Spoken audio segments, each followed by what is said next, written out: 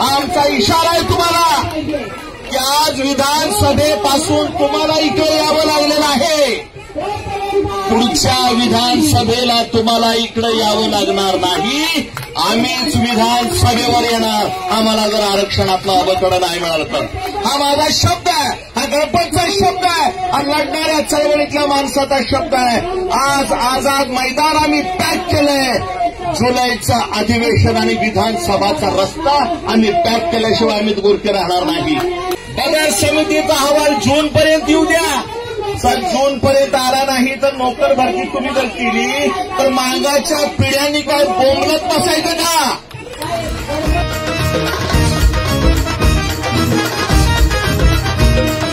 लहूची शक्ती दिसू द्या, मनगटात बळ बसू द्या.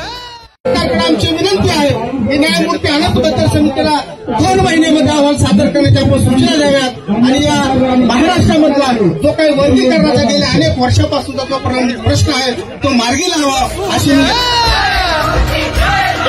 लहूची शक्ती दिसू द्या, मनगटात बळ बसू द्या. लहूची शक्ती दिसू द्या, मनगटात बळ बसू द्या. येणाऱ्या काळामध्ये सगळ्यात महत्वाचा प्रश्न अबकडे आरक्षणाचा प्रश्न आहे. त्याचबरोबर अण्णाभाऊ साठेंना भारतरत्न ही मोठी मागणी आहे. अशा अनेक मागण्या घेऊन हा समाज एकवटलेला आहे. आता जरी समाजातल्या प्रत्येक जिल्ह्यातली आज 50-50, 60-60 मंडळी या ठिकाणी आलेली असली तरी येणाऱ्या काळात जर हे आरक्षण आणि इतर गोष्टी जर आमच्या समाजाला मिळाल्या नाही तर हाच जनसमुदाय येणाऱ्या काळात लाखोच्या संख्येने या ठिकाणी दिसेल असं मी आपल्याला आश्वासित करतो. आरक्षणाचा लढा लढाया भान एकीच असू द्या. आमची तिसरी जिव्हाळ्याची मागणी आहे आणि सरळ जमलेल्या लोकांसाठी सांगतो ही मागणी भारतातला जर कुठला मागानं पहिली केली असेल तर मच्छिंद्र सक्सेने मागणी केलेली आहे. अण्णाभाऊ साठेंना भारतरत्न मिळालं पाहिजे. आज ही मागणी आमची मागणी महाराष्ट्राची मागणी झालेली आहे.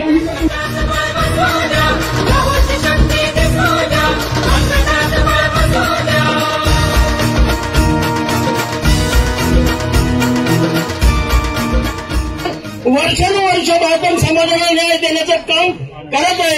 येत्या काळात आपण समाज सगळीकडे महाराष्ट्रातनं जागा झालेला आहे. पण तो जागा झालेल्या समाजाला येतच एका दिशेला न्यायचं काम आपल्याला करायचं आणि या महाराष्ट्राचे माननीय मुख्यमंत्री आपल्याला मागणी आहे की आपल्याला जो आरक्षणाचा विषय आहे या एकाच विषयावर काम करायचं आणि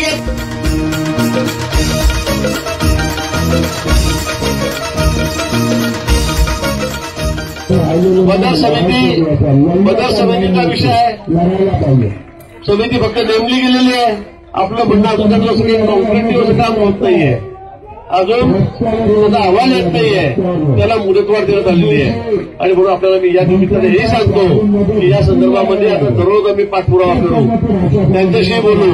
कधी आपण रिपोर्ट देणार आहे, अहवाल देणार आहे याची विचारणा करणार आहोत आणि निश्चित या पाठपुरावा करून हा प्रश्न सुद्धा आपला मार्गी लावणार आहोत. अण्णाभाऊ साठे महामंडळ आपल्याकडे गेलेलं आहे.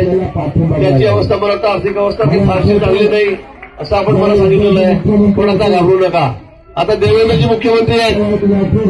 आम्ही आपल्या पाठीशी गंभीरपणे उभे आहोत आणि सरांनी सांगितल्याप्रमाणे मी आपल्याला पुन्हा शब्द देतो, तिन्ही आमदारांनी सांगितल्याप्रमाणे पुन्हा शब्द देतो की आता यापुढे मंत्री म्हणून मी तुमचा प्रतिनिधी म्हणून काम करेन. तुमच्यासोबत आहे.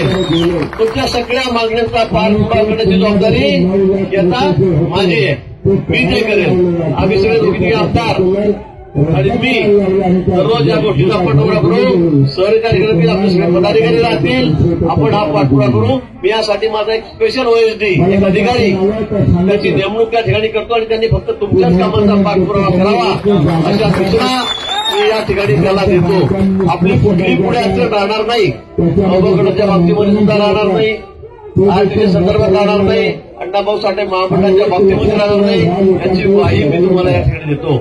आज आपली सगळ्यात मोठी मागणी आहे लोकशाहीर अण्णाभाऊ साठेंना भारतरत्न पुरस्कार द्यावा, हा आपल्यासाठी अतिशय आत्मसन्मानाचा विषय आहे, दिलाच पाहिजे. मी या मताचा मी पण आहे. निश्चित या संदर्भामध्ये माननीय मुख्यमंत्री महोदय आमची सुद्धा कॅबिनेटमध्ये चर्चा झालेली आहे आणि या संदर्भामध्ये केंद्राकडे पाठपुरावा करून लवकरच हा विषय आपण तडीला देऊ, हे आश्वासन मी आपल्याला आज या प्रसंगी देतो.